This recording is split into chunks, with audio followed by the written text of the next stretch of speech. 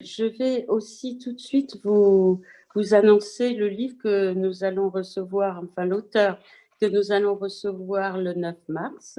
C'est Anouchka Dana pour Nelly Arcan, La putain lacanienne, le continent noir de la mélancolie.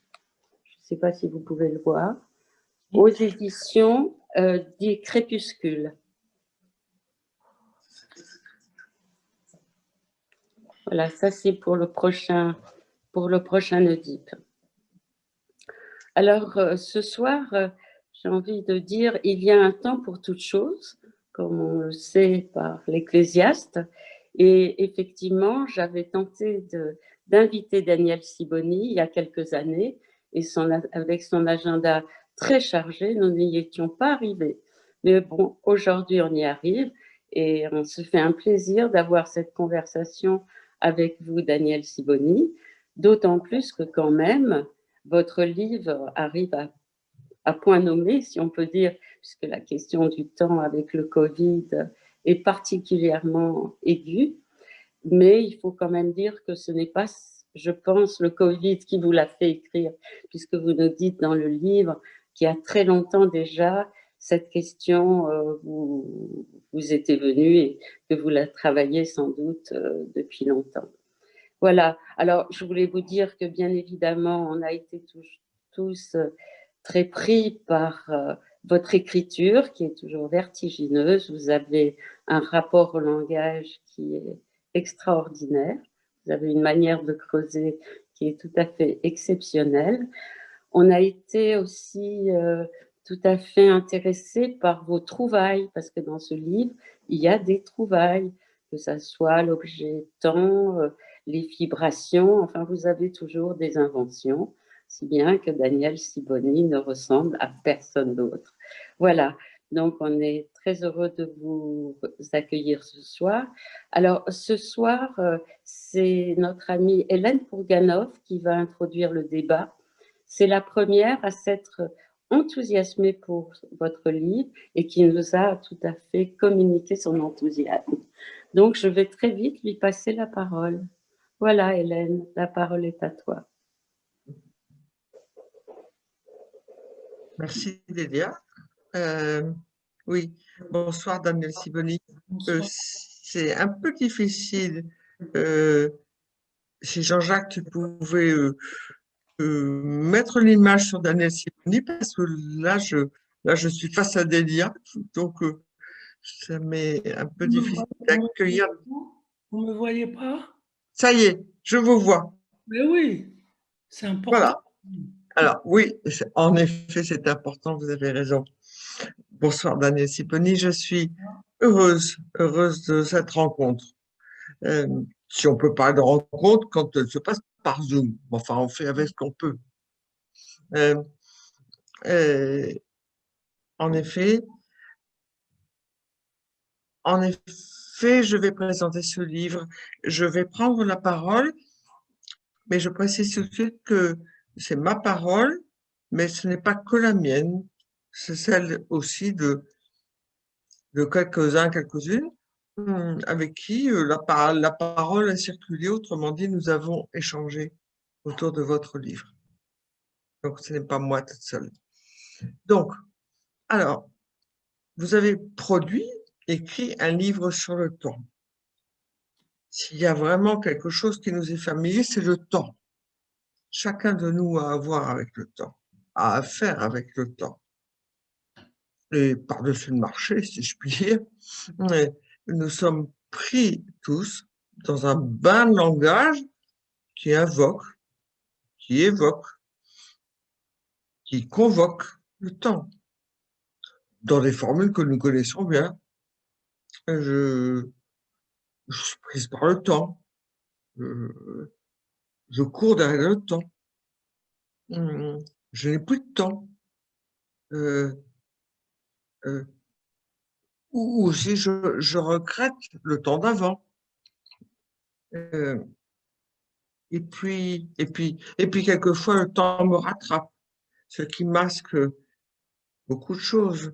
Ça veut dire à la fois la crainte de de ne pas avoir assez de temps pour y caser tout ce qu'on aurait à y mettre dans ce temps. Et puis aussi l'angoisse de ne plus avoir le temps, de ne plus avoir de temps pour être, pour dire, d'être, oui, rattrapé par le temps jusqu'à la frayeur d'être hors temps. C'est-à-dire, le temps est passé, rien à dire. Et ceci masque l'angoisse, bien sûr, devant le vieillissement. Alors, il se trouve que votre livre arrive en 2020, édité à ma connaissance en novembre. En tout cas, nous avons eu accès en novembre. Hum, Et, euh, et à ce moment-là, euh, on va dire, il tombe à point. Il tombe, en tout cas, à un moment donné. Euh, on pourrait dire, il tombe à pic. Un point nommé à pic. Il tombe à pic. Mais quel est ce temps à pic? C'est-à-dire le temps dans lequel nous sommes aujourd'hui, que communément, on va dire, il n'y a plus de temps, on est hors temps, il est, il est, il est arrêté, suspendu, rabougri, comme confiné. Il chamboule notre vécu du temps. Il nous prive de la rencontre, qu'elle soit amoureuse, amicale, festive, artistique. Et elle nous empêche, enfin ce temps-là, enfin ce temps qui s'est arrêté, nous empêche de nous projeter dans, dans quelque chose qui peut être, en tout cas, qui peut être la rencontre, ça nous prive de la rencontre, qu'elle soit amoureuse, bien sûr, amicale, festive, artistique. Et elle nous empêche, peut-être pas nous de la même façon d'ailleurs, peut-être que pour les jeunes, ça se présente encore différemment, parce qu'elle nous coupe, empêche des projections dans un autre espace-temps où peuvent se déployer des, oui, des temps, des attentes, des projets personnels, professionnels, créatifs et autres. Donc, votre livre s'est pointé, je l'ai vécu comme un événement de pensée. Je suis impressionné que vous preniez des notes. Je pense que vous êtes familier de cette question, de ces questions. Mais oui, impressionné un peu. Vous, d'abord, je suis un peu impressionné par vous, forcément. Mais ce que je veux dire, c'est que il nous ouvre. J'ai vécu ce livre comme une ouverture, comme une ouverture à, à entendre le psychisme autrement et aussi à ouverture à une bulle de possibilités, au sens où ça nous invite à penser à notre façon d'être présent au présent, que ce soit dans nos vies singulières, mais aussi évidemment dans nos pratiques. Bon, je passe vite sur le fait qu'il se lit bien. Votre écriture, elle est fluide, facile, on se laisse porter. Et je dirais même, ça semble simple. Mais mais ça suffit pas, c'est pas l'affaire. Parce qu'il est dense, il est riche, il va en profondeur. Et vous cherchez manifestement à être compris. Et quelquefois, on l'est. Enfin, je l'ai été. J'ai eu l'impression de comprendre. Et puis, il y a des moments où j'étais totalement perdue. Parce que ce que vous évoquez et vous tentez d'expliquer est éminemment abstrait. Alors, Alain Cohn, qui a préfacé votre livre, a dit de vous, par ailleurs, le par ailleurs voulant dire ailleurs que dans sa préface, que vous étiez atypique. Cela réfère sans doute à votre parcours. Je ne vais pas en parler. Il est connu. Il est consistant. Quasi glorieux. Ce que je retiens, c'est que votre projet nous a semblé original et ambitieux. Vous cherchez, je ne sais pas si c'est à faire dialoguer le passé, le présent, le futur. Autrement dit, les différents temps. Mais aussi dans les différents quotidiens et les différentes subjectivités de chacun. Mais c'est pas tout ça. Vous cherchez, vous voulez faire entrer en résonance différentes langues, celle des physiciens, celle des philosophes, celle des cliniciens, des psychanalystes, mais aussi celle des historiens, mais des artistes, des créateurs artistiques, et aussi des interprètes, des textes bibliques. Waouh, ça fait quand même beaucoup. Ça fait beaucoup. Donc, je ne sais pas si ça s'appelle une gerbe, mais enfin, en tout cas, le rassemblement est large. Vous ratissez large. Bon. Alors, vous dites, Delia l'a rappelé, que vous avez travaillé depuis longtemps sur cette question du temps. Vous rappelez dans votre livre que le premier texte que vous avez écrit et qui s'appelle Le Temps et qui est paru, si j'ai bien compris, en 1978, à l'intérieur d'un livre qui portait un autre nom, je crois que c'est L'autre incastrable, c'est un autre sujet, mais bon. Mais ce qui me paraît important, c'est que ce premier texte sur le temps, vous l'avez écrit lors ou juste après le premier événement de la première naissance de votre premier enfant, si j'ai bien compris. Peut-être que vous nous en direz plus à ce sujet. Mais bon, donc, cette question vous travaille, en gros, depuis tout le temps. Vous dites que le temps se prend, ou plus exactement, existe dans la mesure où on le prend et dans la façon dont on le prend. Ça ouvre un champ énorme de pistes de réflexion. Alors, il fallait bien faire les choix, puisque ce soir, nous sommes entre psychanalystes.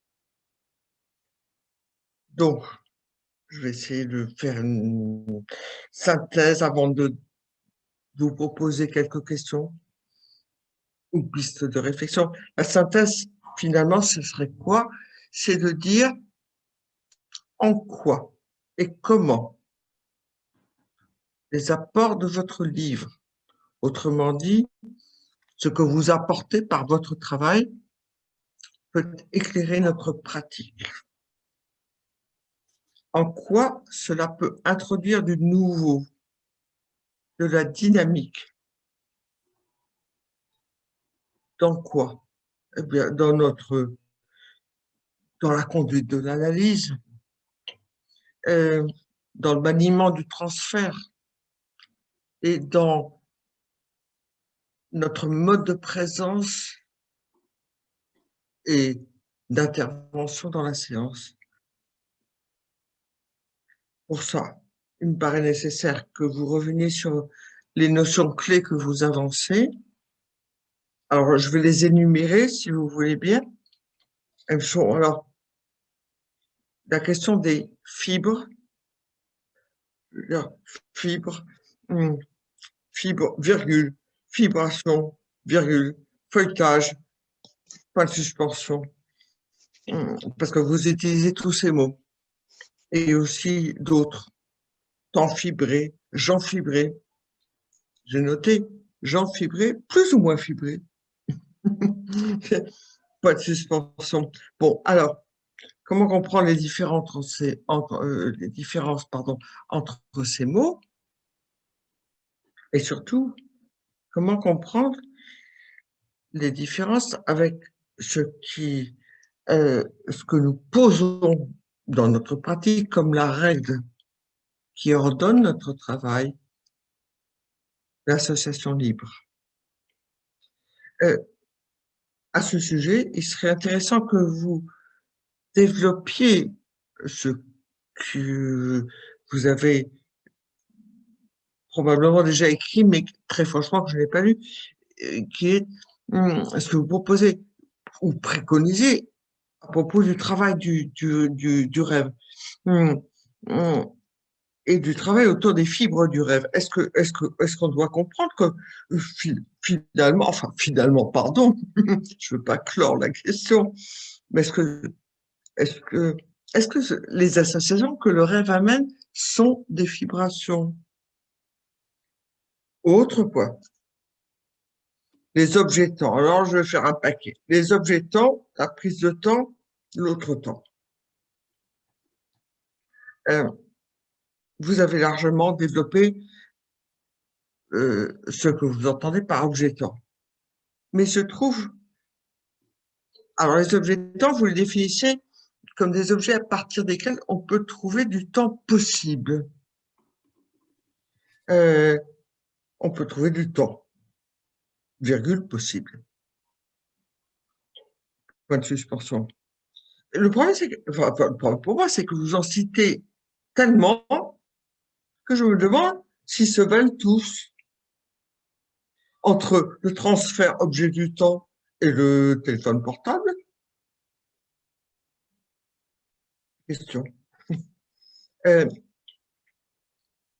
Et puis, bien sûr, une question clé. Comment amener le sujet à prendre son temps? À prendre le temps, c'est-à-dire, c'est pas à prendre son temps, mais à prendre le temps, plus exactement, à s'approprier son temps, le sien, et à s'ouvrir à un autre temps, le sien. Et à ce sujet, nous aimerions bien, je crois, comprendre ce qui est, à vos yeux, un autre temps souhaitable, parce qu'il me semble que vous avez, non pas une injonction, mais en tout cas une représentation de ce que serait un autre temps souhaitable. Par ailleurs, le par ailleurs voulant dire dans la suite, nous avons été intéressés par ce que vous dites et à propos de la névrose. Après tout, nous avons tous affaire avec la névrose et vous posez la névrose ou proposez que la névrose soit considérée comme un problème de temps, au sens où le temps, ou le sujet, pardon, vit son temps à la lumière d'un temps passé quasi figé. Et du coup, vous en découlez un regard, une approche sur les différentes structures cliniques qui ont affaire de façon singulière avec ce temps.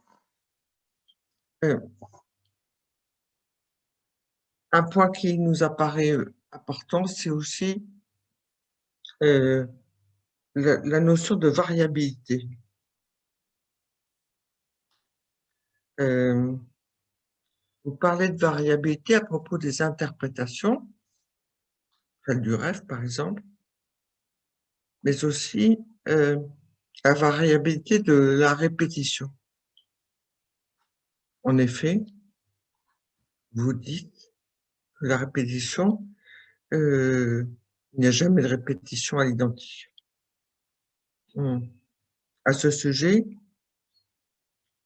dans le chapitre temps et variabilité, vous parlez, mais vous en aviez déjà parlé avant, de cette idée que le temps émerge dans le passage au conscient. C'est franchement difficile à comprendre, en tout cas pour moi. Si vous pouviez nous expliquer en particulier comment ça s'exprime dans la clinique. Un dernier faisceau de questions autour de ce que vous appelez l'art du thérapeute. Nous avons échangé autour de la question de le thérapeute comme artiste ou artisan, ce qui tirerait, si je puis dire, qui entraînerait le rôle de thérapeute du côté de l'artiste, ça serait de dire que oui, il n'y a pas de programme, il y a de l'improvisation, de l'invention. En même temps, ce qui nous sépare de l'artiste, c'est que l'artiste se donne à lire, à entendre ou à voir à tous, alors que nous avons affaire, nous, à un seul, en tout cas, à chaque fois un seul. Quant à l'artisan, je crois que l'idée de l'artisan, du thérapeute artisan, rejoint, se lie en tout cas, avec l'idée qu'il ne suffit pas que le patient et l'analyste comprennent quelque chose ensemble. C'est déjà pas une affaire facile, mais que quelque chose se produise, qu'il fasse acte et qu'il fasse que ça bouge vraiment. Donc une idée d'un faire. Une autre question a surgi dans nos échanges, c'est de façon plus globale, on va dire, que pensez-vous de ce qui nous arrive à tous, c'est-à-dire l'accélération du temps, en pensant numérique évidemment. L'accélération du temps, ça veut dire on est tous pris, tout va si vite. Le temps, l'histoire, le monde circulent. Et bien sûr que les patients portent ce besoin d'urgence, d'immédiateté. Alors, la psychanalyse n'est-elle pas à contre-temps, puisque elle a besoin de temps. Voilà, j'en ai fini. Et je vous remercie finalement d'avoir pris des notes. Et puis, je suis sûre que vous allez parler et qu'il y aura plein de questions qui vont surgir. Merci. Bien, ben, c'est moi qui vous remercie, et parce que c'est vraiment, c'est agréable. de voir quelqu'un qui tripote les phrases et les idées qui nous ont traversées. C'est un vrai partage. Alors j'avais évidemment je voulais vous présenter le livre et vous montrer les différents aspects, mais peut-être que c'est plus sympathique que je réponde, je me fasse l'écho de ces questions et les choses s'approfondiront d'elles-mêmes. Alors, bien sûr que j'ai pris des notes parce que, justement, vous avez évoqué le temps que nous vivons aujourd'hui. Et pour moi, c'est un temps tout à fait intéressant, presque expérimental. On n'aurait pas pu l'inventer, cette expérience. Elle nous tombe dessus et ce que j'y perçois, c'est, vous l'avez dit, c'est l'absence de rencontre. Mais l'absence de rencontre, ça veut dire en fait l'absence de corps. Nous manquons de corps. Nous sommes privés du corps de l'autre. Si je rencontre quelqu'un dans la rue avec mon masque et pour peu que j'ai de la buée, je ne vois même pas le peu qu'il y aurait à voir. Mais je sais vaguement que c'est la personne et du coup on ne se parle pas tellement. Ça veut dire quoi pour moi? Ça veut dire que nous sommes privés de la prise de temps. C'est la prise de...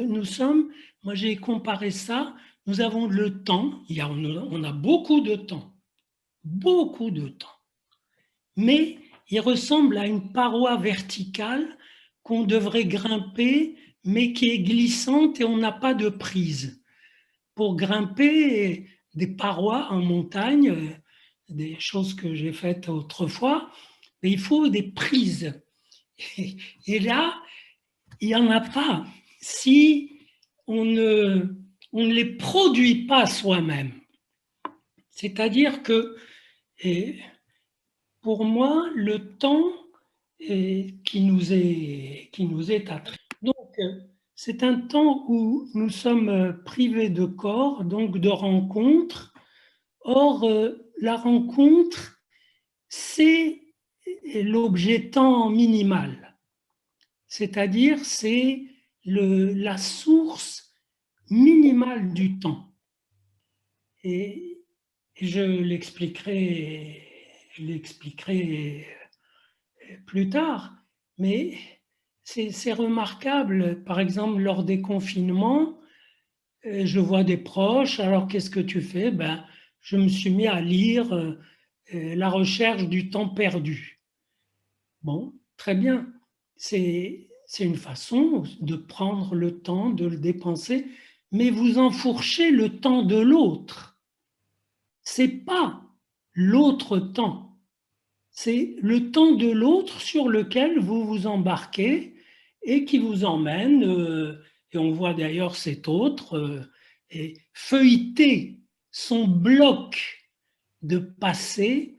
Il fait un feuilletage de 2000 feuilles, de 4000 pages, et il nous livre à la fin le temps retrouvé, ce qui est un bluff, parce que le temps retrouvé, c'est tout le fil ou tout le feuilletage qu'il a déroulé. C'est l'objet qu'il nous livre dans ce livre.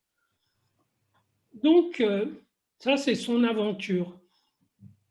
Et dans ce temps qui nous est imparti, l'opérateur qui serait l'autre temps et qui est la rencontre, qui est un opérateur de l'autre temps, cet opérateur, il est inerte, il faut chaque fois le relancer. Et si on le relance, c'est très bien. Moi, j'ai très bien passé le premier confinement. Vous savez,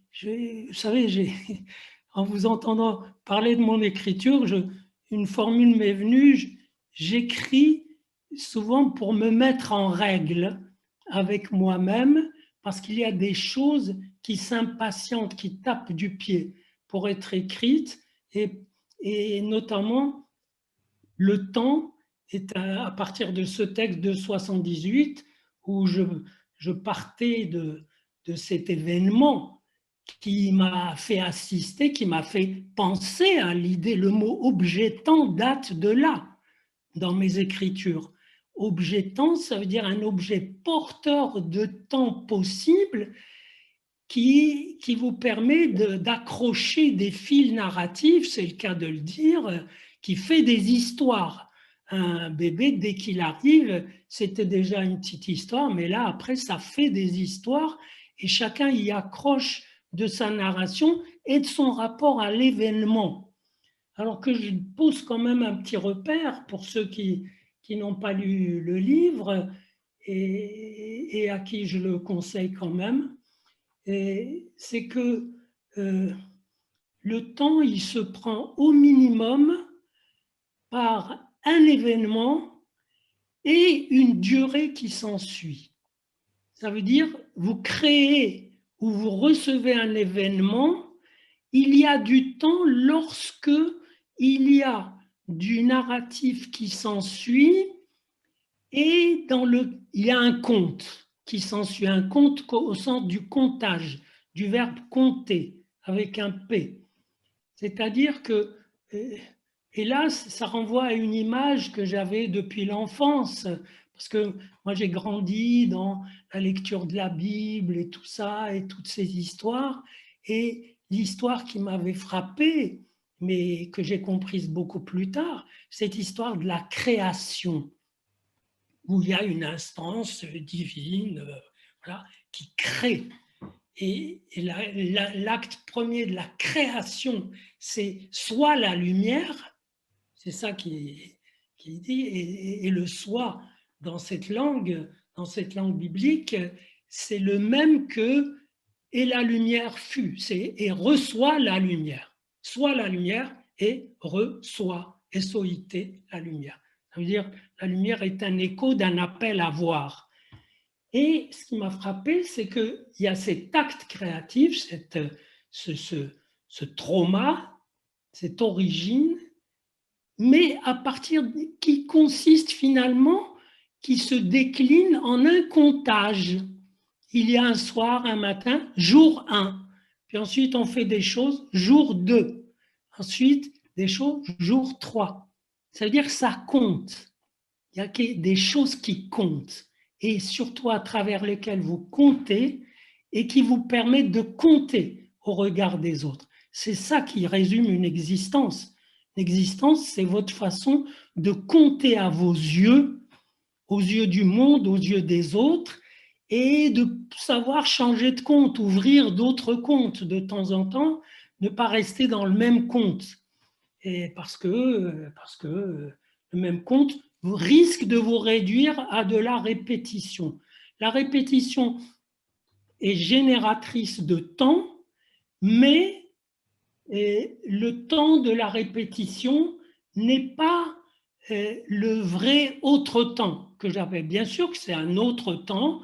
On va avoir imaginez qu'on ait une autre réunion dans un mois. Elle répétera celle-ci, mais ce n'est pas la même si on reprenait les mêmes questions. La répétition introduit du nouveau, chacun l'a dit, c'est une grosse banalité, mais le temps dont je parle, l'autre temps, il se prend à partir d'un événement qui compte, et pour des analystes, un événement qui compte à notre insu, c'est un trauma, un événement qui a été refoulé. Et si quelque chose le fait émerger, à ce moment-là, tout ce qu'on a fait pour le faire émerger, toute cette histoire où on l'a subi comme refoulé et où on le rencontre comme émergent, cette histoire, ben c'est une vraie histoire. C'est une narration, ça compte. Et ça compte pour le sujet qui est là-dedans. Alors, je vais aller plutôt tout droit aux questions que... Oui, si je conclus quand même sur cette histoire, sur ce temps qui nous est donné, qui nous laisse, qui finalement nous enjoint d'être encore plus créatifs de temps, parce que sinon, il y a toujours du temps. Le temps, il est disponible, mais il est insaisissable. Tous les philosophes l'ont dit avec raison. C'est absurde de parler du temps. Le temps n'existe pas. Saint Augustin l'a dit mieux que d'autres. Le passé n'est déjà plus, le présent vient de disparaître, le futur n'est pas. Qu'est-ce qu'il y a? Qu'est-ce qui reste? Ben, Saint Augustin, il reste quelque chose de sa cogitation, c'est qu'il se rattrape à la fin en disant il y a la présence du passé, la présence du présent. Ça veut dire, en fait, il évoque notre présence au temps. Est-ce qu'on est présent à la question du temps? Est-ce qu'on est... Parce que c'est surtout le rapport au temps qui compte. Le temps, ben, il y a une horloge qui tourne là. Vous pouvez pleurer parce que le chiffre qu'elle a marqué, elle ne le marquera plus du tout. Là, Edgar Poe, Baudelaire, tout ça. Mais quelque part, c'est pas sérieux non plus. Parce que ce chiffre qu'elle a marqué, vous allez le retrouver demain avec la même question. Qu'est-ce que vous en faites? Quel est votre temps à vous que vous amenez pour affronter cette indication? Cette indication qui est un point qui se déplace sur une ligne, quelle est votre ligne à vous? Le temps, il émerge à partir d'un croisement, la rencontre de mon fil que je tire à partir d'un objet temps, de mon gosse qui vient de naître, d'un truc qui m'est arrivé, et le fil du temps qui passe, ou plutôt qui est disponible. Je ne saurais qu'il passe que quand je l'aurai croisé plusieurs fois, 2 fois au moins, et que j'aurais dit, tiens, qu'est-ce que j'ai fait de ce temps? Ça, c'est une vraie question qu'on rencontre dans l'analyse. Où est-ce que j'étais pendant toutes ces années? Disent des patients. Qu'est-ce que j'ai fait? C'est là qu'ils approchent du vrai gisement de leur temps qu'ils peuvent dégager, libérer. Et bien sûr que tout ce que j'ai raconté, qui m'a mis en ordre un peu avec moi-même, qui m'a permis de régler des comptes ouverts et avec moi-même et avec d'autres, les régler gentiment. Hein. Ce n'est pas un livre polémique. Et c'est un conte qui dure donc depuis longtemps, depuis ces créations bibliques, depuis les histoires qui m'ont nourri, depuis ce texte sur le temps, et depuis aussi, je le raconte peut-être trop brièvement dans le livre, c'est depuis un événement de mon travail mathématique, parce que moi j'ai commencé comme chercheur en mathématiques. Et mon travail a consisté, ma thèse a consisté à partir, c'était un domaine déjà en travail, mais ce que j'ai fait, c'est travailler sur un ensemble de fonctions où le temps n'intervient pas et chercher à quelles conditions on peut leur imposer, quelles conditions elles doivent vérifier pour qu'on puisse en dégager du temps, c'est-à-dire tirer un fil narratif, c'est-à-dire définir ce qu'on appelle en mathématiques un groupe à un paramètre, c'est-à-dire une horloge. Voilà, un truc qui va se mettre à compter du temps. Et voilà un effet d'après-coup purement analytique, c'est que plus tard j'ai rencontré Alain Kohn qui lui travaillait dans le champ quantique et il avait trouvé quelque chose du même genre qui est dans un espace d'observable quantique, et toute une cuisine topologique permet de dégager du temps, c'est-à-dire faire émerger un temps qui n'était pas là avant. Vous pensez bien que pour l'analyste que je suis, cette émergence du temps qui n'était pas là, évidemment qu'il était là avant, mais caché, informulable, indicible, inconscient. Et on fait quelque chose qui le tire, et ça a fait résonance avec mon truc mathématique à moi, que je n'ai pas choisi au hasard. C'est que la question du temps me travaille, et toutes ces dimensions que vous avez dit, tous ces discours, je ne me suis pas dit, ben, ça serait bien de faire communiquer, raisonner tous ces discours. Non, tous ces discours, ils résonnent en moi, déjà de tout temps. Donc, je me suis un peu exprimé avec toutes ces dimensions-là, et c'est ce qui a fait toute cette résonance, cette multiplicité. Bon, c'est pas grave.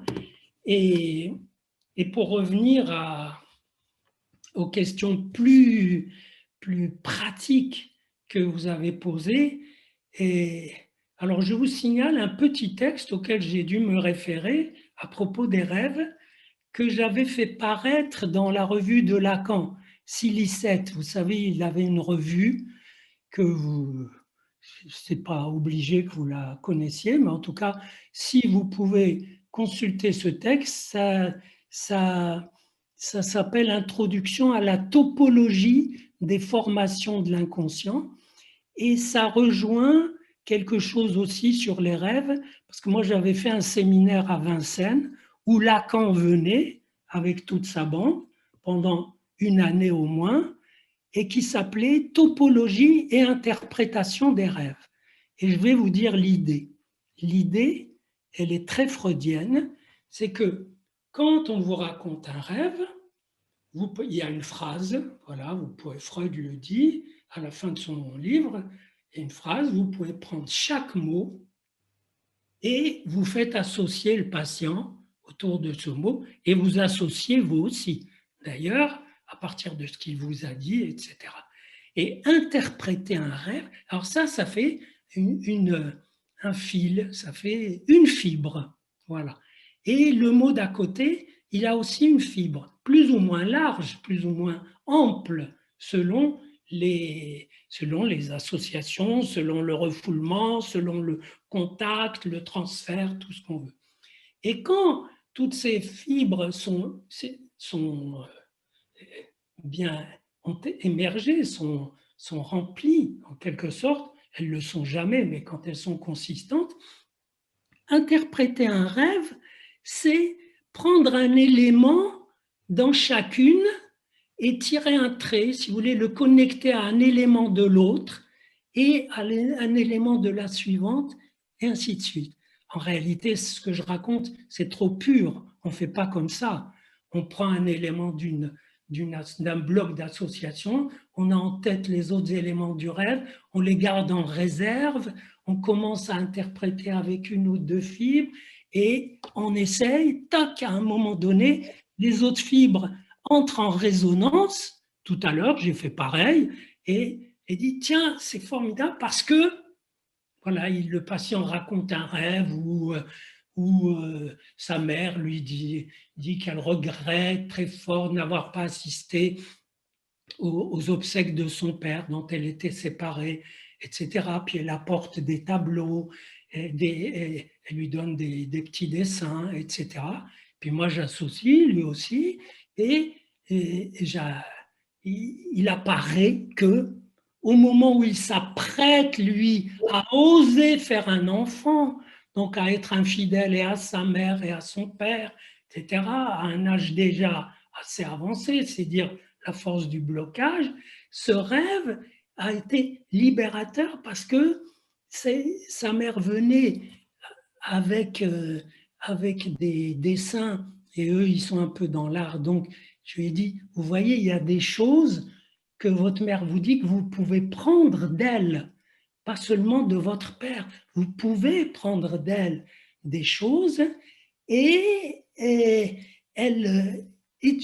pendant que je racontais tout ça, la fin du rêve, qui évoquait, mais de très loin, la mort possible de sa mère, mais de très loin, et s'est mise à vibrer, et je lui ai dit, d'ailleurs, elle vous dit ces choses-là parce qu'elle va bientôt mourir.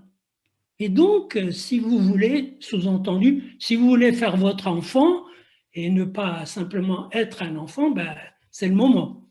Donc, c'était très pratique et très... Alors, pour revenir aux fibres, les fibres, sachez aussi, selon moi, que le rêve opère comme nous. Le rêve opère pour se fabriquer comme nous pour l'interpréter.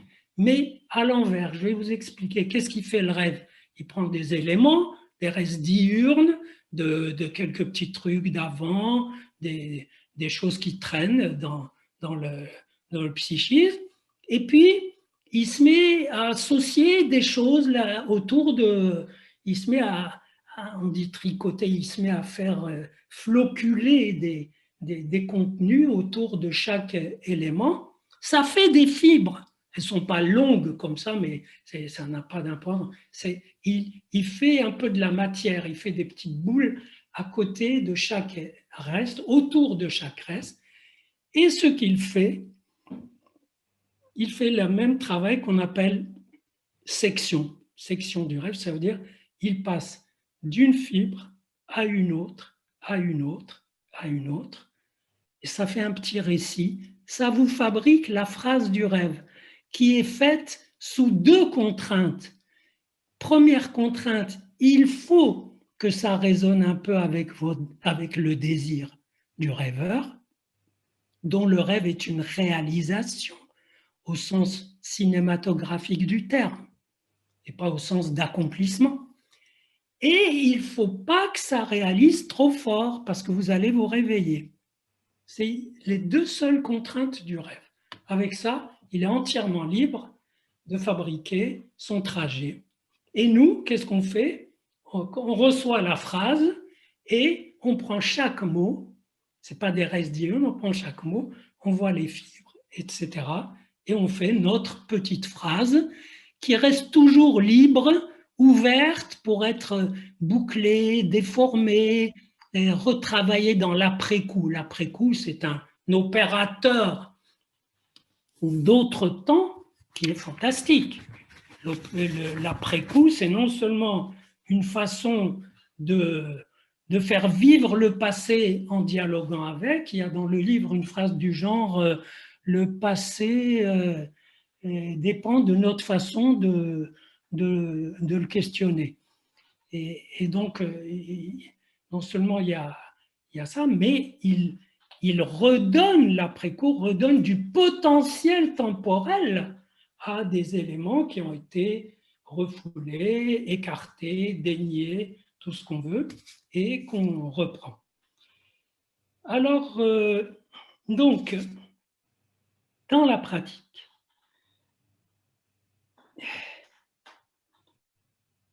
moi je vois la chose comme ça. Ce n'est pas que nous sommes là, en tout cas, et bref, la notion, je veux vous parler d'une notion qui s'est imposée à moi, qui est un peu active dans le bouquin, mais ce n'est pas la plus importante, c'est la notion d'entre-deux.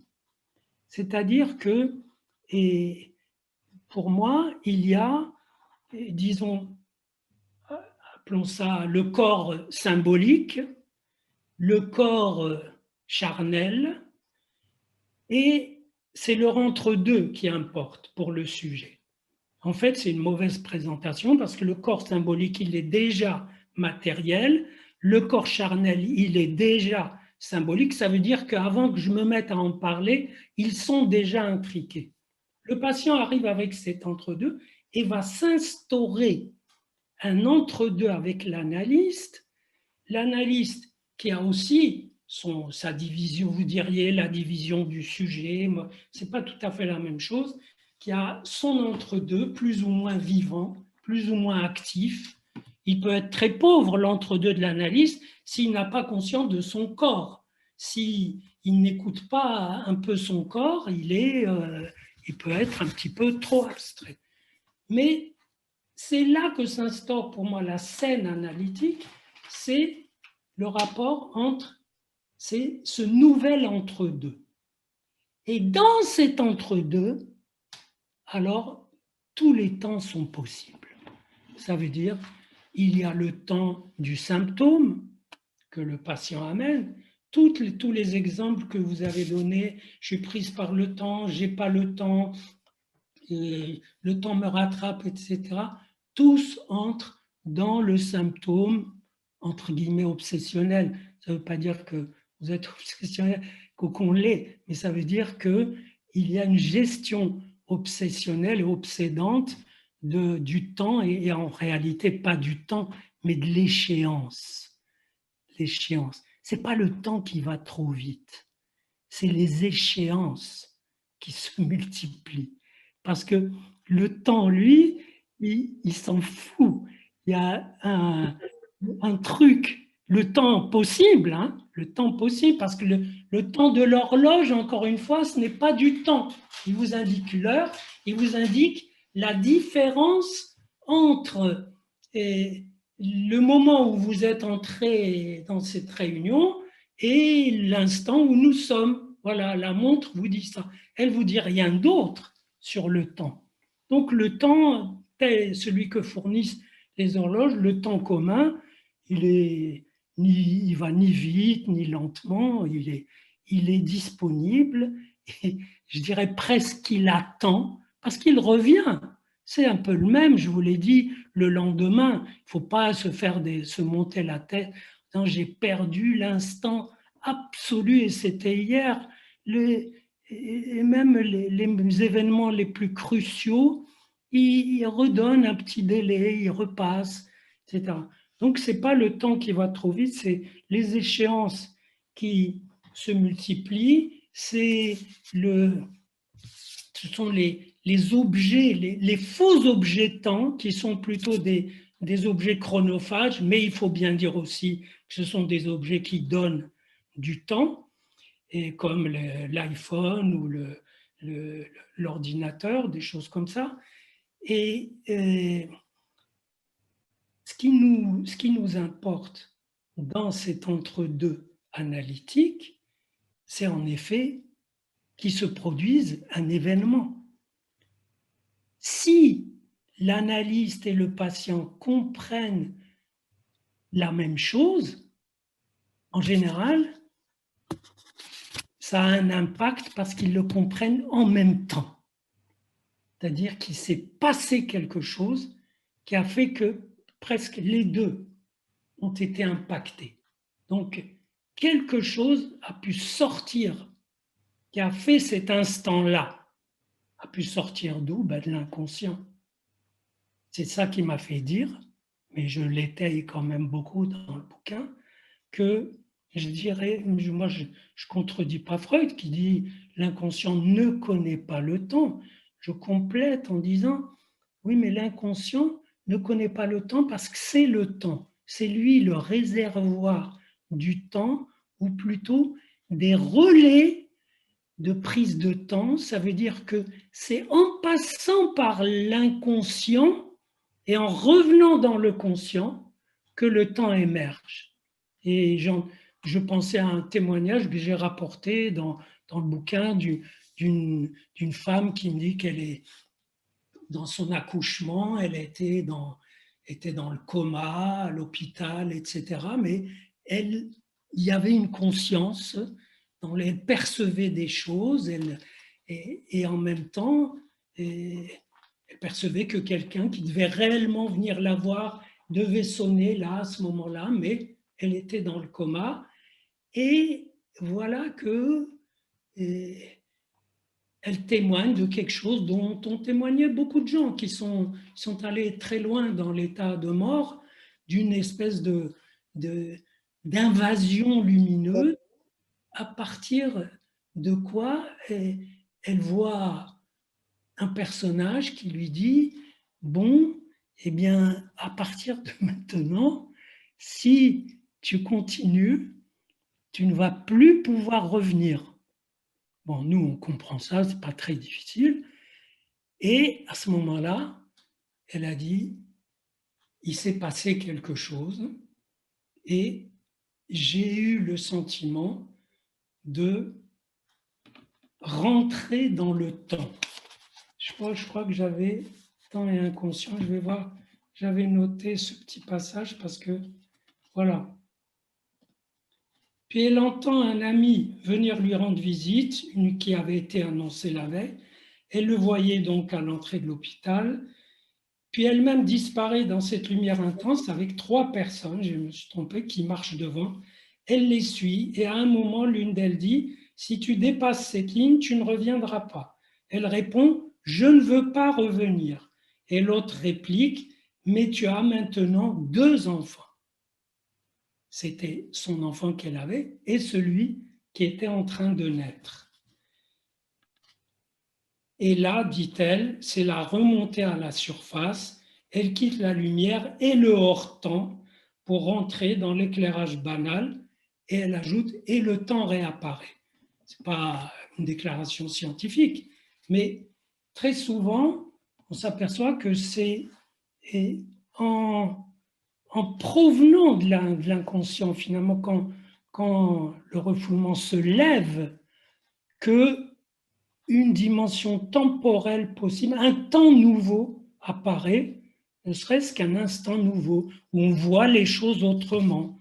Et c'est ça aussi le temps que peut provoquer, le tressaillement que peut provoquer une interprétation.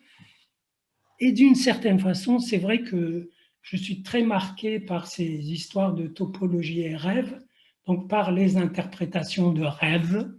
Ça tient aussi à mon histoire. C'est que le jour où je me suis installé analyste, mon père, qui ne m'avait jamais offert un bouquin, m'a offert un livre de la Bible qui s'appelle le livre de Daniel et qui est écrit en 2 langues. Moi, j'en avais déjà 3 et qui commence par le fait que le roi de Babylone fait un rêve et demande qu'on le lui interprète. Et les psys de l'époque lui disent ben, raconte ton rêve et on va te l'interpréter. Et lui dit j'ai oublié le rêve. Il faut me raconter le rêve et son interprétation. Et donc, j'étais un petit peu branché depuis longtemps. Et d'ailleurs, un des tout premiers textes que j'ai écrits sur les rêves, c'était d'expliquer comment il a fait pour trouver le rêve. Et là, ce n'était pas absolument impossible. Il suffisait d'entendre très fort les résonances du type qui menace tout le monde s'il ne lui raconte pas son rêve. Et rien qu'en disant ça, il déploie beaucoup de choses du rêve qui permet qui permet de l'interpréter. Donc, tout ça pour vous dire que d'une certaine façon, il y a des moments dans la séance où vraiment on est comme dans un rêve à interpréter. On est éveillé et on a des fibres, on a des trucs, ou bien on les suit. C'est là aussi que les associations libres, c'est très bien, mais il faut savoir les découper un petit peu, c'est-à-dire presque les interpréter comme des fibres de rêve. Alors j'en viens maintenant à fibration, et le mot qui intervient parfois, c'est en réalité, c'est parti, bien sûr, de mon expérience mathématique où quand on ne sait pas grand-chose d'un espace, qu'il est glauque, opaque, etc., on met dessus des structures plus riches qui permettent d'ouvrir, de respirer. Et parmi ces structures, il y a les structures fibrées.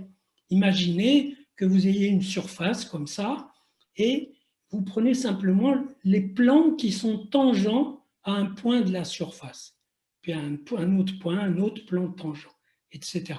Mais ces plans, ils se coupent. Maintenant, laissons ça de côté, réservons-le, comme dans la cuisine, et regardez le temps que, soi-disant, la science ou la physique nous offre. Une ligne droite sur laquelle un point se balade. C'est impossible d'accepter ça comme modèle de passage du temps. Ça ne va pas du tout. Donc je me suis dit, voilà, ce qui se passe, c'est qu'au-dessus de chaque point, de chaque instant, il y a une fibre qui peut être en fait un gros espace. Disons, si la courbe est sur une sphère, imaginez simplement les plans tangents aux différents points de la courbe, déjà ça vous donne un peu d'espace. Ça ouvre, ça déploie. Ça veut dire concrètement dans le vécu que l'instant qu'on vient de passer, là à l'instant, juste les 10 secondes, il s'est passé dans votre tête et dans la mienne et dans celle des autres, mais des tas de choses, sauf si on a été fasciné et comme ça, c'est ce qui a bloqué un instant. Mais sinon, il se passe beaucoup de choses. Il y a des fibres qui se connectent, qui se déconnectent, qui s'enroulent, qui se déroulent et qui permettent aussi de comprendre, c'est pour ça que j'ai réservé tout un passage au surréalisme, des instants paradoxaux dans lesquels on croit que c'est après, puis en fait c'est avant, mais comme si le temps s'enroulait sur lui-même, tourbillonnait, donc on n'avait plus la chronologie normale. Et ben ça arrive, je veux dire, justement, lors de certaines rencontres, pas forcément télépathiques, mais un petit peu, où on dit une chose et c'est justement celle, ça vous est déjà arrivé, j'en suis sûr, vous arrivez à votre cabinet avec des idées que vous avez dans la tête et le patient, il se met à en parler. Alors, vous dites, bon, c'est bizarre, mais en fait, il s'est passé une rencontre entre le besoin que vous aviez d'en parler qui a fait que vous avez écouté dans ce sens, mais aussi une disponibilité de l'autre à ce que ça s'accroche avec le conte qui était dans votre tête, de sorte que les deux contes se télescopent. Alors, donc, les associations de rêves sont donc des vibrations, les associations en séance aussi, à condition de pouvoir les faire communiquer. Et c'est pourquoi l'analyste qui ne fait que se taire ou qui n'est pas assez vigilant pour connecter des fibres, ben on en perd. On dira ben elles vont revenir, etc. Mais c'est pas évident. Quelquefois, il faut vraiment y aller, voilà, aller au charbon et se risquer. De toute façon, qu'est-ce qu'on risque? On risque que si ce qu'on disait pouvait être vraiment faux, vraiment de travers, ça serait génial parce que il sortirait quelque chose d'intéressant du contre-transfert. Mais ce qu'on craint, c'est surtout que ce que craignent tous les psys que j'ai eu en supervision, c'est que ça fasse mal au patient, que ça le mette sur une mauvaise voie, etc.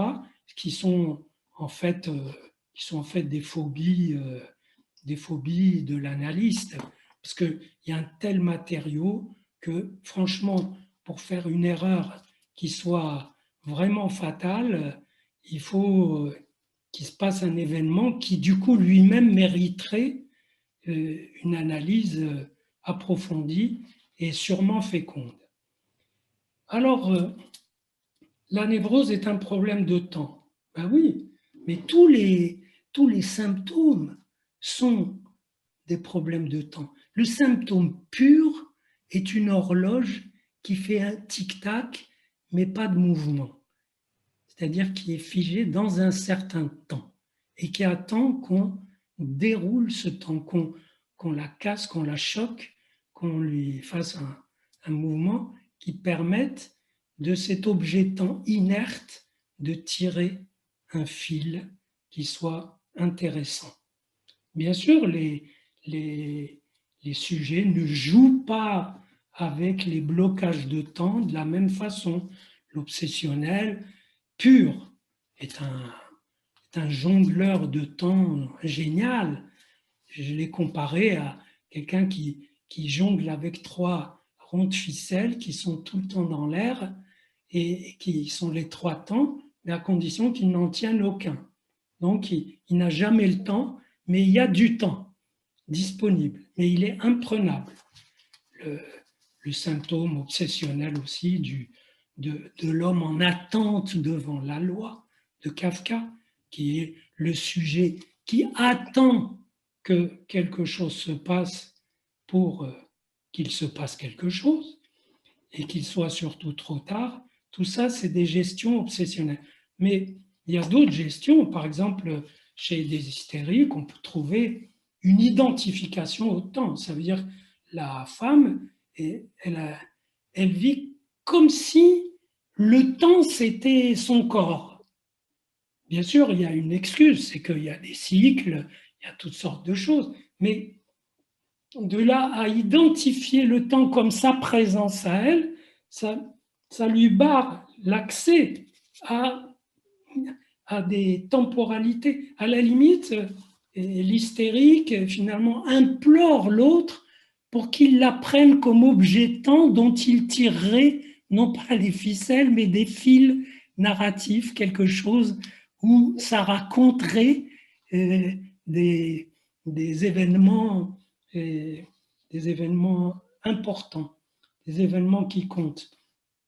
Et bon, le pervers, lui, il peut jouer avec le temps différemment, mais on peut. Il ne s'agit pas d'exprimer toutes les pathologies en termes de temps, mais de savoir que la question de la prise de temps, de prendre le temps, est pour nous cruciale.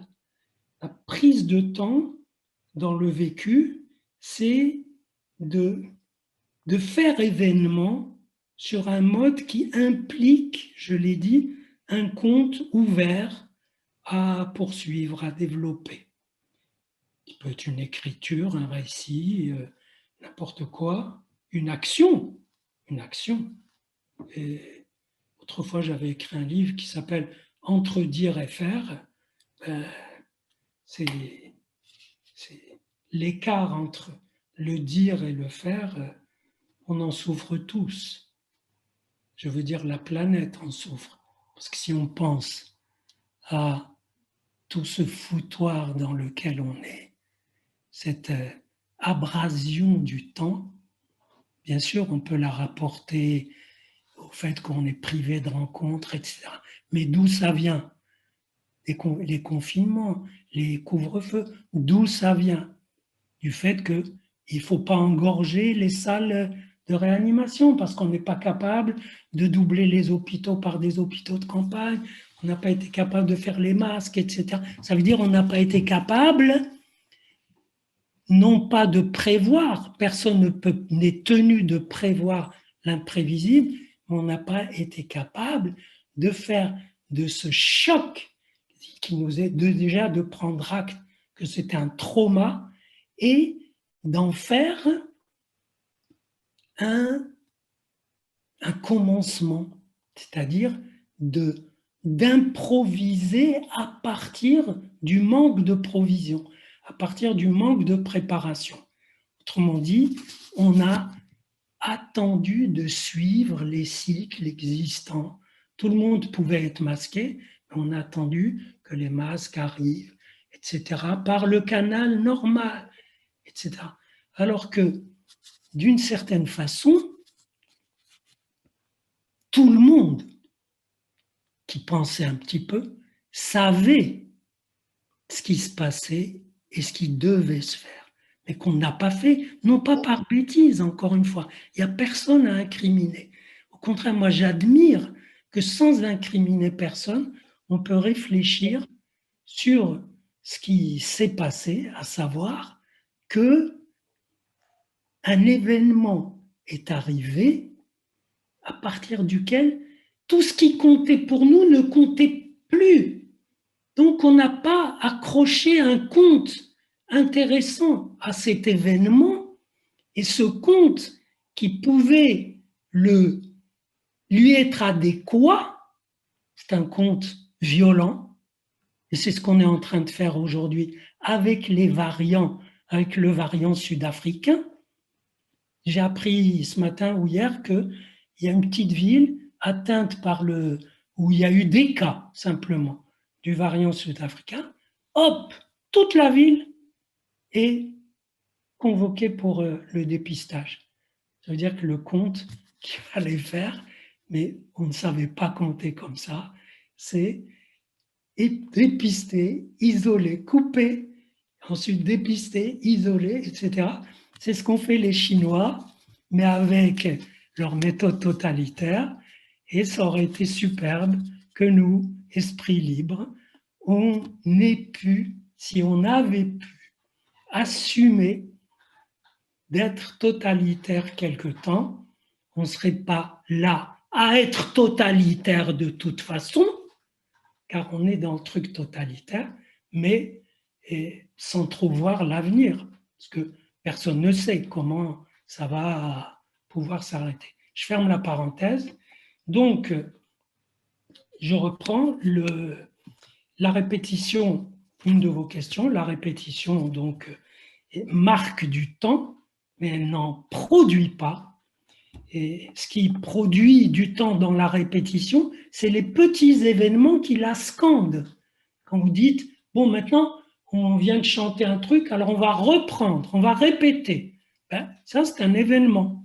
C'est cet événement. Ce n'est pas la répétition qui donne le temps. En revanche, la création vous confronte à justement d'autres temporalités, celles qui viennent de l'inconscient, celles du temps que vous mettez à produire cet objet, le temps que met le peintre à produire son truc, le temps qu'on met à écrire un bouquin, le temps qu'on met à se dégager d'un certain fantasme ou d'un symptôme.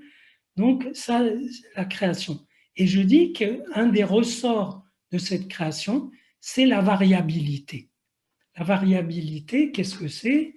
Eh bien, c'est, pour simplifier, on va dire, c'est l'usage intelligent et effréné de l'aléa, du hasard. C'est-à-dire, c'est la capacité de considérer qu'il y a des choses données, mais que d'abord, elles ne sont pas vraiment données de façon exacte, elles sont données de façon probabiliste, presque comme dans la physique quantique, et puis qu'il se passe surtout des hasards avec lesquels on peut produire certaines résonances qui font que l'entre-deux dans lequel on est, entre-deux de soi avec l'œuvre, de l'analyste avec le patient, à la limite même du patient ou du sujet quelconque avec son problème, que dans cet entre-deux, il peut se passer des choses non déjà déterminées. Et finalement, c'est remarquable. Nous qui sommes élevés à l'école, on dit que tout était à peu près déterminé par les événements de l'enfance. Nous cherchons ce qui n'est pas tout à fait déterminé. Nous qui sommes sensibles à la répétition, nous cherchons ce qui ne se répète pas quand ça se répète. Alors, il y a d'autres réponses à d'autres questions, mais peut-être qu'on va laisser de la place pour d'autres questions. Merci beaucoup. Est-ce que quelqu'un veut prendre la parole? Il y a Françoise Hermont qui a l'air de demander la parole. Il faut que Françoise Hermont ouvre son micro. C'est toi qui les as fermés, Jean-Jacques. Oui, oui, mais c'est maintenant qu'il faut les ouvrir. Oui, je voulais revenir sur cette question du rêve qui me passionne aussi. Et alors, vous donnez un exemple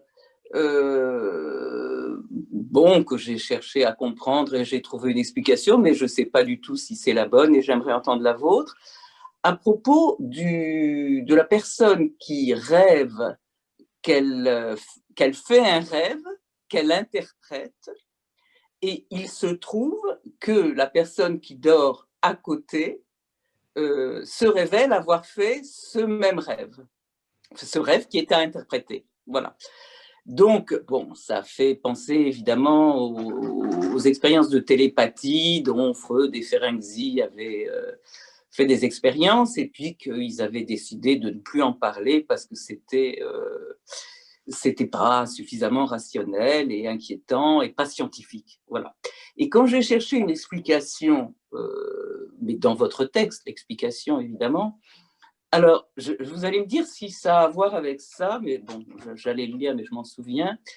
C'est que deux particules, alors c'est le rapport avec la physique quantique dont on a quand même, vous avez assez peu parlé, j'aurais aimé que vous développiez plus, et peut-être que ça peut être une occasion. Vous dites que quand deux particules ont interagi à un moment donné, même si elles se séparent, elles pourront ou elles partageront toujours quelque chose à un autre moment. Donc, je me suis demandé si c'était cette explication qu'on pouvait donner pour expliquer, comme vous l'avez traité par rapport aux associations dans la séance, que deux personnes qui ont échangé, entrecroisé leurs fibres, puissent, dans cet exemple-là, l'une rêver qu'elle interprète le rêve de l'autre. Bon, voilà. Voilà ma question. Alors d'abord, pour ce qui est de la physique, c'est pas aussi joli que vous le racontez. C'est pas que quand elles ont interagi, c'est quand elles sont en intrication. Oui, c'est ça. Quand il y a une intrication quantique entre deux particules, elles peuvent être proches ou loin ou très loin. Et Einstein, il n'aimait pas beaucoup ça, mais c'est quand même vrai, c'est que ce qui arrive à l'une arrive à l'autre. Vous voyez, et lui, il disait, c'est pas possible parce que ça va plus vite que la vitesse de la lumière. Or, ce n'est pas une transmission d'informations, donc d'un matériau. Peut-être que ça rejoint un truc que j'avais travaillé autrefois et que j'appelais transmission d'inconscient. Ça veut dire un contact très fort entre les inconscients, mais qui n'implique pas forcément des fusions, parce que l'exemple en question, c'est à moi qu'il est arrivé, et la personne avec laquelle j'étais, on n'était pas dans une fusion hyper profonde, on s'était rencontrés, tout ça, c'est un vieil exemple. Et on avait dû parler la veille de quelque chose qui a dû faire un peu énigme, et moi j'ai dû dormir avec ça et considérer la chose comme un rêve, et donc dans le rêve, ça existe quand même, ça c'est pas mystique, des rêves qui énoncent des considérations sur le rêve en train de se passer. Ça, c'est admissible. Les bons rêveurs connaissent ça.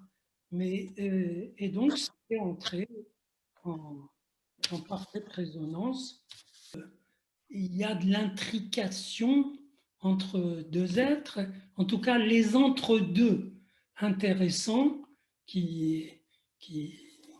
j'ai travaillé et comportent des connexions, des interactions, mais sans doute pas à ce niveau quantique d'intrication où c'est immédiat. Je pense que... D'ailleurs, par la même occasion, je vous signale que c'est ce concept d'entre-deux qui part d'un livre éponyme que j'ai écrit il y a 30 ans.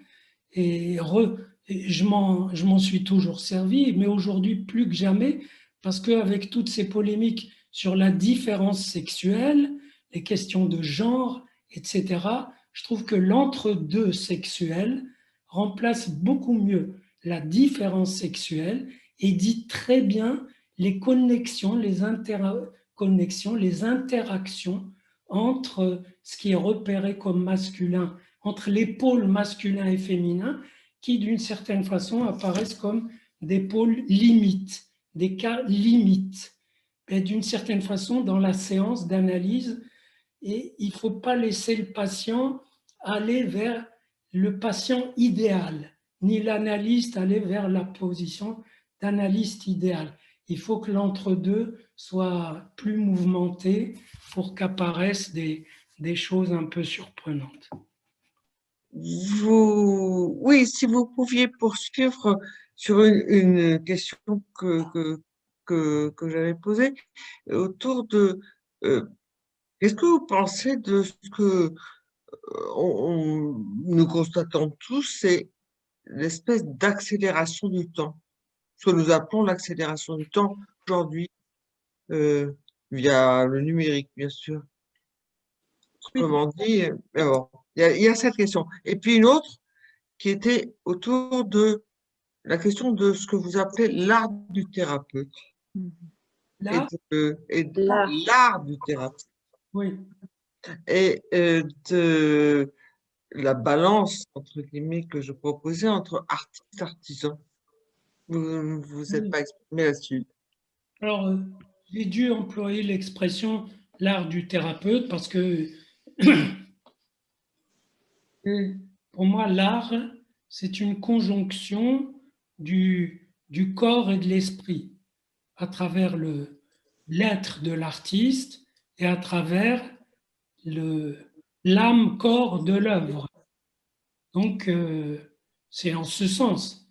Et du coup, et ce mot peut s'appliquer à toutes sortes de choses où il y a cette conjonction donc du corps et de l'esprit et on peut dire bravo l'artiste pour certaines démonstrations mathématiques et on ne le dirait pas pour d'autres parce que il y a une sensibilité, il y a il y a de la matière, et c'est spirituel, c'est élégant, etc. Il y a toutes sortes de qualités sans l'enfermer dans le cadre de l'artiste qui fait une œuvre.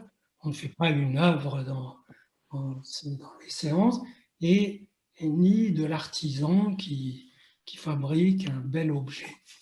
Et voilà, donc l'art de l'analyste, c'est la capacité de l'analyste à faire ce qu'il fait et à dire ce qu'il dit avec ce souci de la double présence du corps et de l'esprit, du corps et du signifiant, si vous voulez.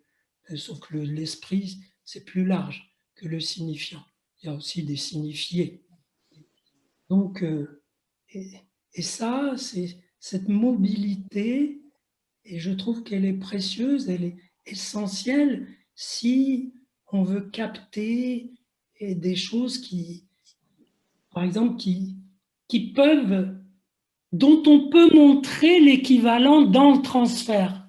Quelqu'un vous dit, je ne sais pas, que son rapport aux hommes, il est bizarre parce que elle les attire, elle les repousse, et quand elle en a un, il faut un autre pour annuler le premier, etc.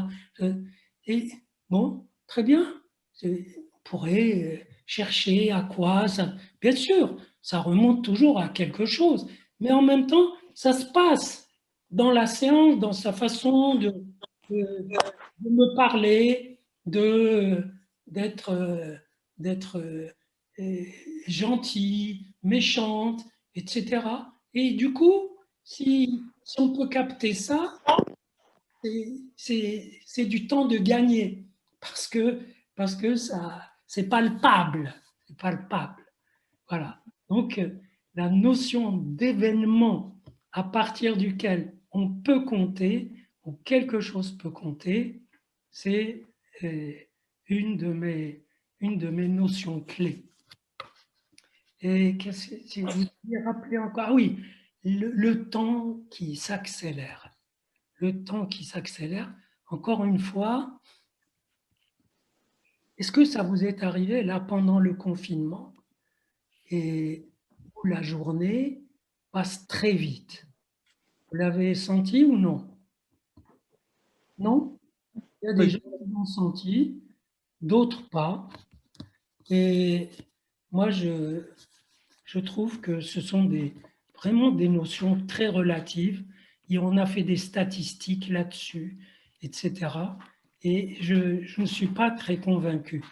Moi, je pense que le temps passe très vite quand, pour le sujet, quand il n'a pas lui, pu inscrire quelque chose de son rapport au temps, à lui, de son rapport à l'autre temps. Mais et dans ce cas, ben oui, le voyage est passé très vite, un voyage qui dure 5 heures. Ben, je sais pas, je m'en suis pas rendu compte. Ben oui, il a chevauché un truc où le temps se prenait lui-même en charge. Mais si il était soucieux de ce bloc de temps de 5 heures de voyage qui se présente et qui se présente comme un bloc de marbre où vous devez tailler quelque chose pour dégager une forme, eh ben, le temps ne passerait ni plus vite ni moins vite. Si, il passerait très vite quand on serait absorbé à un aspect de cette sculpture, mais ce n'est qu'une formulation de dire « Ah, le temps est passé très vite », ça veut dire que j'ai mis 1 heure à faire ça et je ne m'en suis pas rendu compte. C'est tout. Je me suis absenté au passage du temps. C'est ça qui donne l'impression.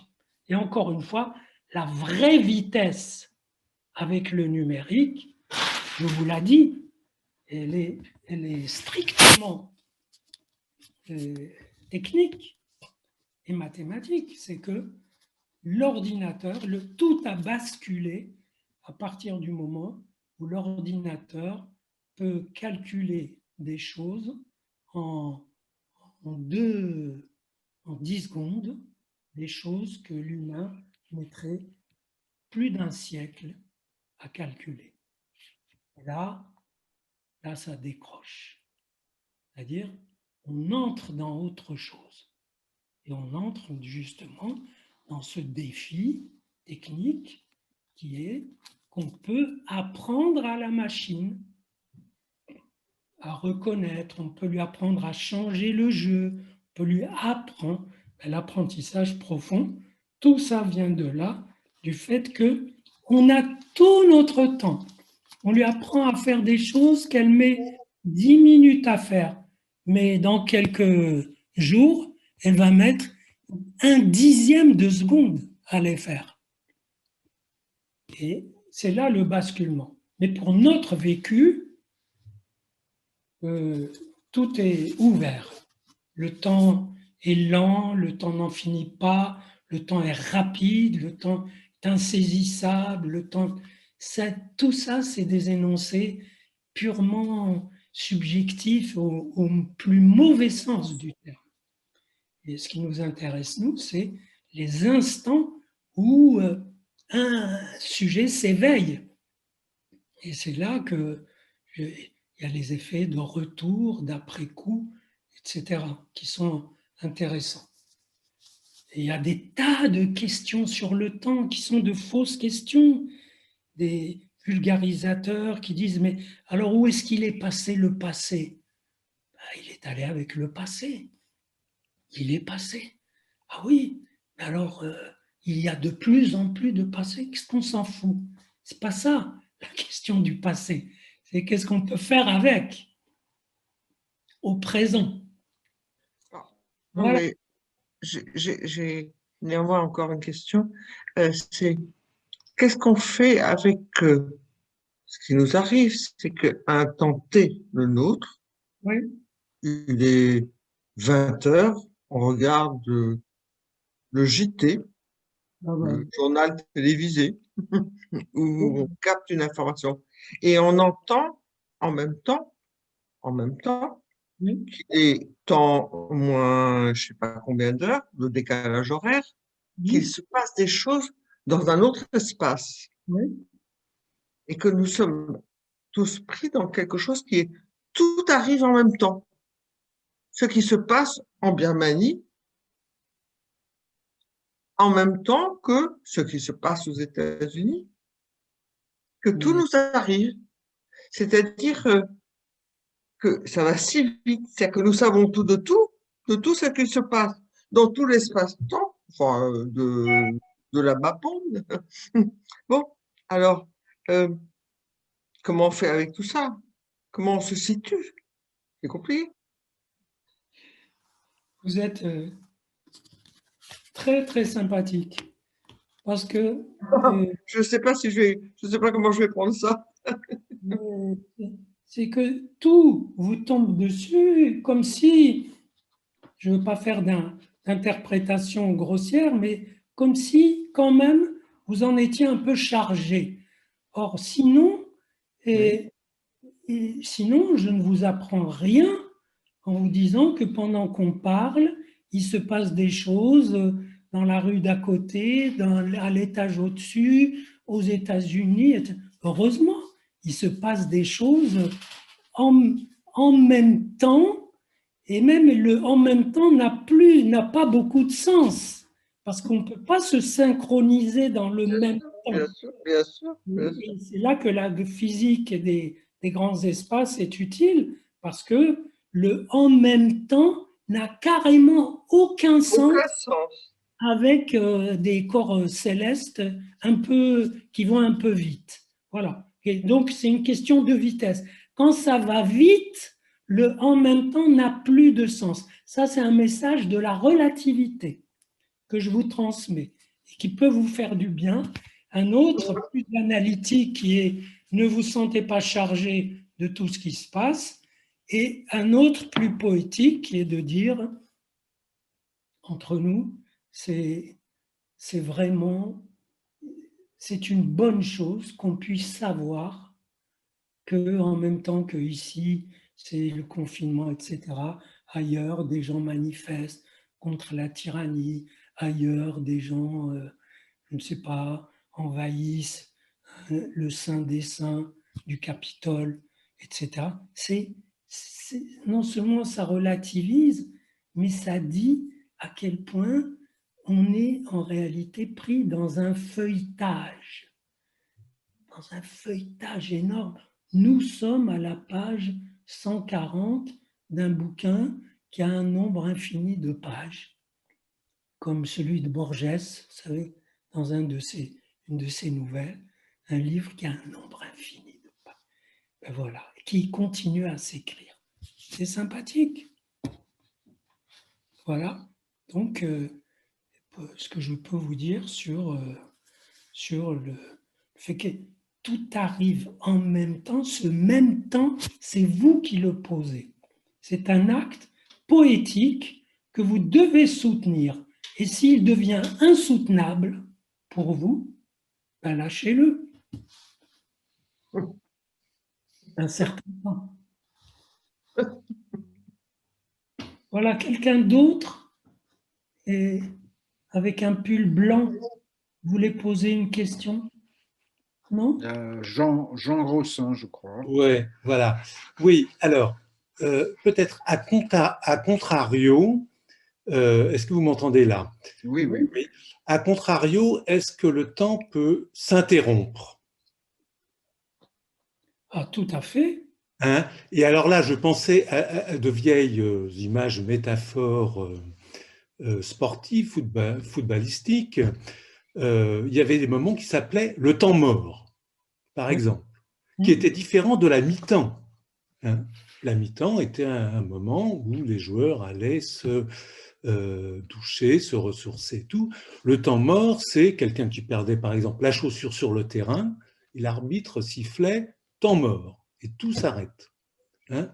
Donc, tout ça aussi par rapport à ces histoires de rencontres et d'événements. Hein. Et ce qui renvoie aussi, au fond, à du rapport entre le temps et la mort, bien sûr, la finitude. Voilà. Alors, je ne sais pas ce que... Oui, c'est pertinent. Simplement, il faut vous rappeler que vous venez de décrire des façons que nous avons d'habiter d'habiter le temps. D'habiter ce segment temporel de 90 minutes sur un terrain de foot. Oui. Il y a la mi-temps, il y a le temps mort, il y a peut-être aussi d'autres temps. Oui. Et dans la vie, il peut y avoir comme ça des temps qui figurent notre désir de l'interrompre, de le compter pour rien ou de le compter pour vide. Vous savez, après le comptage de 6 jours, par un 7e jour, qui n'est pas un temps mort, qui est une espèce de temps vide ou de temps suspendu, ou qui est marqué par le fait qu'il ne faut pas faire de travail professionnel. Là-dedans, Oui. il ne faut pas faire de travail répétitif. Donc, c'est un temps ouvert, peut-être pour célébrer que la création est possible. Voilà une certaine façon d'arrêter le temps banal pour questionner un autre temps. Mais une des idées que je compte développer et à laquelle je fais un peu allusion, c'est que dans le quantique, il y a des équations importantes où le temps n'apparaît pas. Oui, voilà. Donc où le temps disparaît. Mais en réalité, ben c'est vrai, ça veut dire qu'on peut décrire des relations entre des éléments essentiels de la matière et du cosmos sans parler de leur évolution dans le temps. Et du coup, pour expliquer ça à quelqu'un, j'ai pris l'exemple d'une famille. Et si vous observez une famille ou un groupe de gens qui se rencontrent, qui se connaissent, c'est pas tellement naturel de demander comment chacun évolue dans le temps. Ce que vous demandez, c'est plutôt quelles sont les relations qu'ils ont entre eux. Et dans ces relations, le temps n'intervient pas tellement. Dit un tel est jaloux d'un tel et il lui fait des trucs de ce genre et le père intervient, vous décrivez des connexions, des relations. Ben, c'est un peu ça dans cette physique quantique. Il y a des équations. La plus célèbre s'appelle de Wheeler de Witz, qui décrit, qui était fondamentale et où le temps n'intervient pas. Mais par des artifices, on arrive, comme je l'ai dit, à en tirer du temps, à en extraire du temps, à faire apparaître quelque chose qui va jouer le rôle d'une variable temps si on en a besoin. Oui. Comme dans le groupe familial, on s'intéresse aux relations, etc. Et puis si vraiment on a besoin de temps, de faire intervenir le temps, ben on va dire qu'on revoit cette famille 15 jours plus tard où des choses se sont passées et que ça tient compte du temps.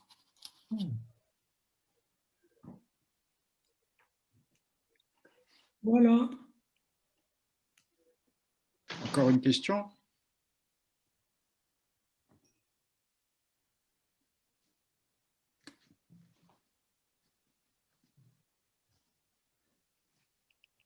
Il y a une Monique qui voulait poser une question tout à l'heure. Non. Non, non, je crois pas. Alors, Marie-Françoise, tu veux poser une question? Mets ton micro. Il est éteint. Voilà. Bon, je te disais là tout de suite, je ne vais pas te poser une question, mais ça me fait penser à des questions que j'aurais à te poser.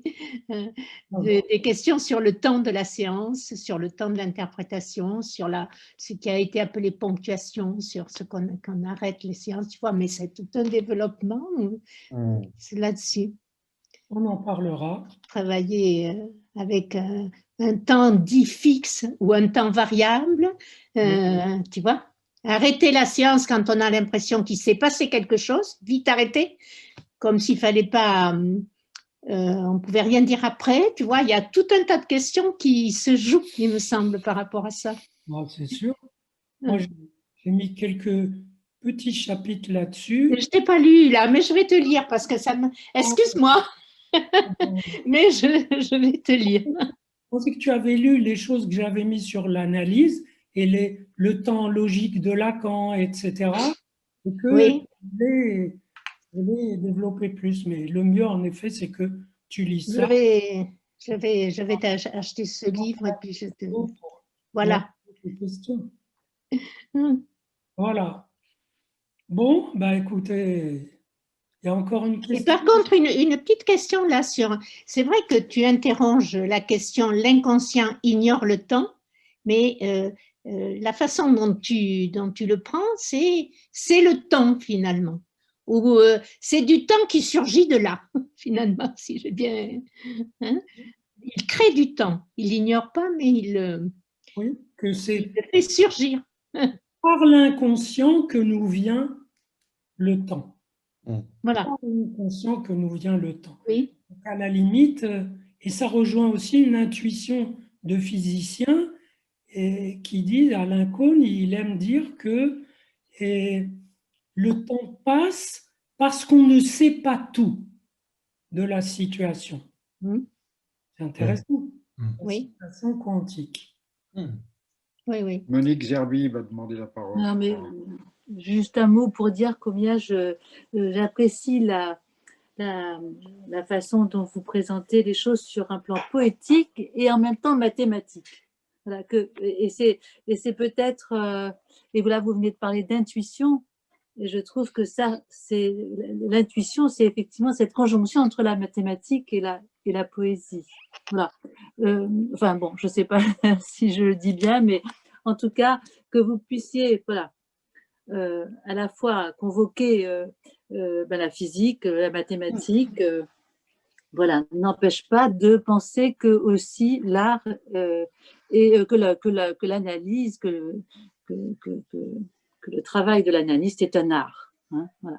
Et ça, je trouve que nous sommes toujours, oui, nous sommes vraiment convoqués par cette nécessité de la création.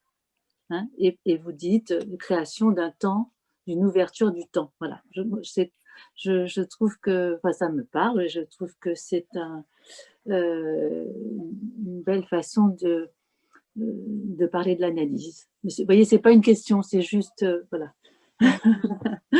Un ressenti et une pensée. Voilà. Il y a aussi Françoise Hermont qui a demandé. Oui, c'est ça. Tout à l'heure, effectivement, j'avais quand même, bien que ce soit parce que j'ai trouvé comment lever la main, mais j'avais réellement une question. Et enfin, une question, oui. Et ça rejoint tout à fait ce que Monique Zerbib vient de dire. C'est que je voulais remarquer que la lecture globale du livre, pour moi, il y a un hiatus qui s'est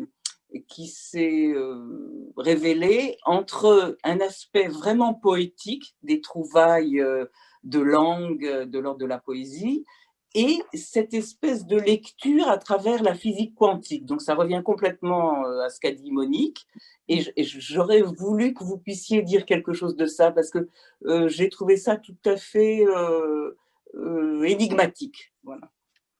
Mais si vous voulez, c'est quand même à travers, comment vous dire ça, moi j'aime beaucoup trouver ou recevoir des confirmations de ce que je pense dans un certain domaine, des confirmations qui viennent d'un tout autre domaine, de complètement ailleurs. Donc l'idée que le temps n'existe pas, j'ai bien aimé que ça vienne de la relativité d'Einstein et puis de l'intuition immédiate, c'est que le temps est insaisissable. Vous me diriez, et Saint-Augustin le dit, et n'importe qui le dirait, et c'est quoi le temps? Là, voilà, c'est quoi? Rien, vous n'avez rien à en dire. C'est impalpable, invisible, insaisissable. Donc, j'aime bien que ça. De la même façon, la variabilité, et j'aime bien que ce soit même la base du quantique.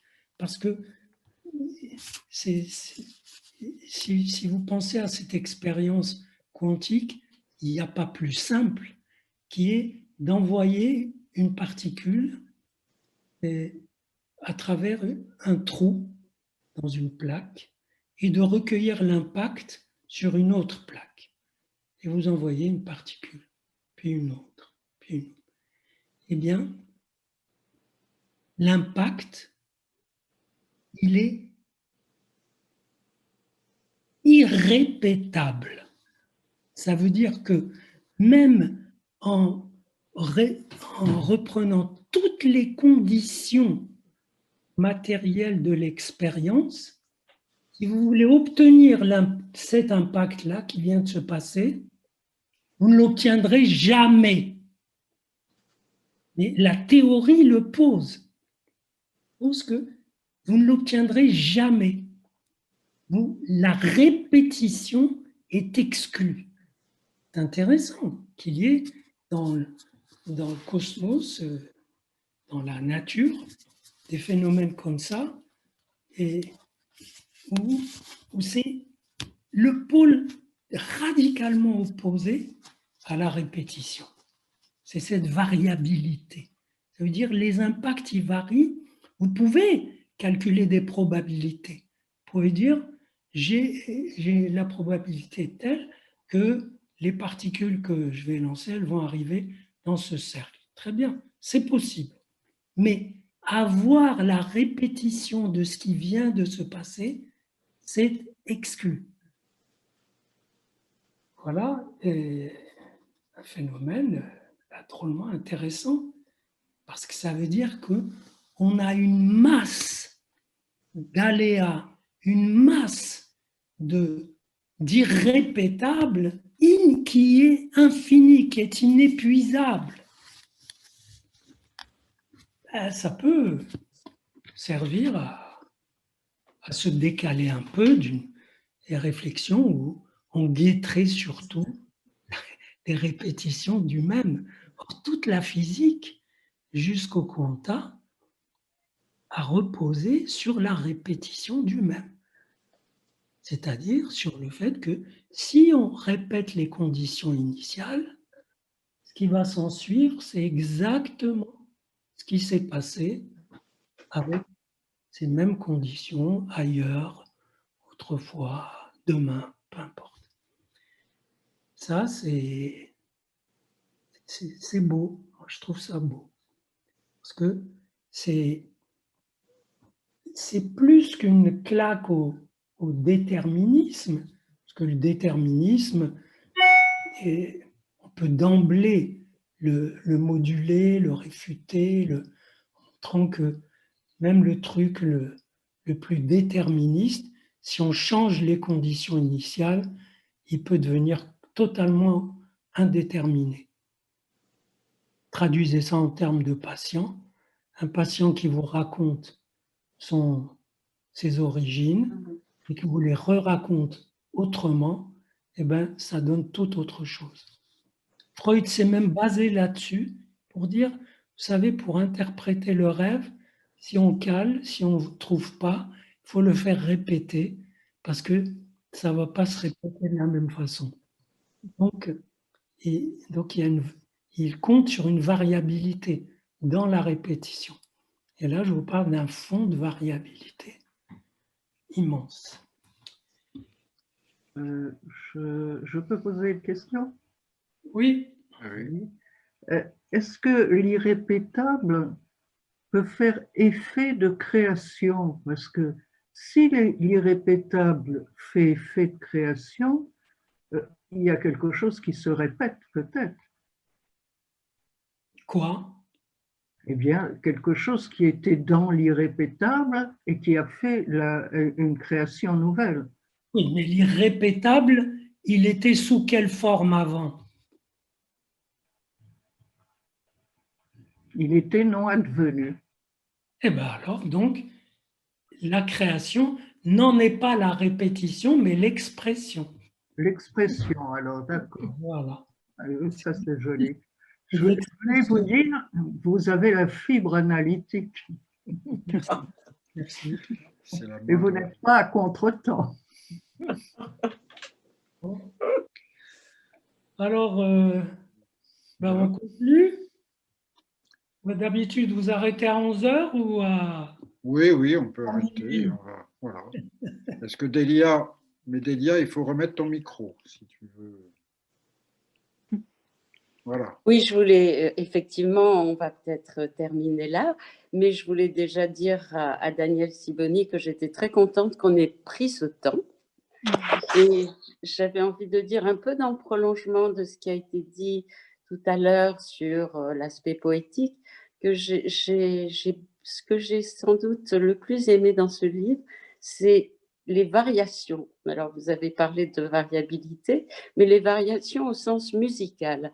Et je trouve vraiment très fort d'arriver dans tout un livre, de parler du temps dans ces variations quasi musicales. Voilà. Et il y a beaucoup de questions. Alors, effectivement, nous avons fait le choix, je pensais aux questions que voulait poser Marie-Françoise, qu'on sait bien, on les a tout à fait repérées, mais on s'était dit qu'il fallait faire un choix. On n'avait pas trop envie, justement, de reprendre ces questions qui reviennent quand même très souvent sur les séances courtes que vous reprenez autour de Lacan et aussi le temps logique. On a préféré peut-être se décaler et rester vraiment dans l'originalité de votre travail et justement vos variations musicales autour du temps.